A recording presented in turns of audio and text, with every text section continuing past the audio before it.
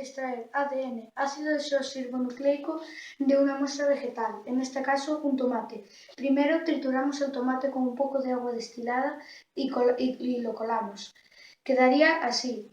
Eso se hace para romper las células del tomate y liberar todos los orgánulos de ADN contenidos en el núcleo, en las mitocondrias y en los cloroplastos.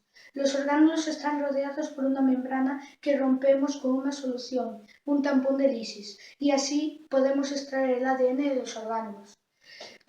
Segundo paso, preparación del tampón de lisis. Los ingredientes serían un cuarto de agua destilada, 2 cucharaditas de sal común, cloruro sódico, para centralizar la carga negativa de los grupos fosfatos del ADN, 6 cucharaditas rasas de bicarbonato sódico. Lo que hace es evitar que el pH de la solución sea muy bajo o se eleve demasiado. 2 chorritos de detergente, porque los orgánulos que contienen el ADN están rodeados de una capa de lípidos, un tipo de grasa, y no hay nada mejor para eliminarlos que el detergente. Quedaría así. El tercer paso es la solubilización de las membranas. Por un lado tenemos nuestra muestra de tomate y por otro la solución de un tampón de lisis. Mezclamos 10 ml de tomate con 20 ml del tampón de lisis.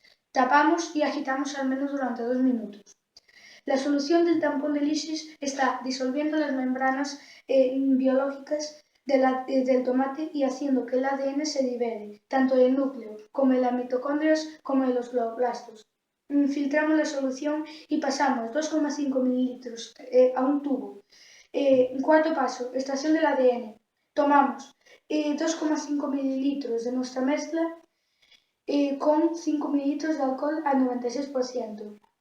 El truco sería ir añadiendo el alcohol despacito para que vaya resbalando por la pared del tubo y creándose una capa encima de nuestra mezcla.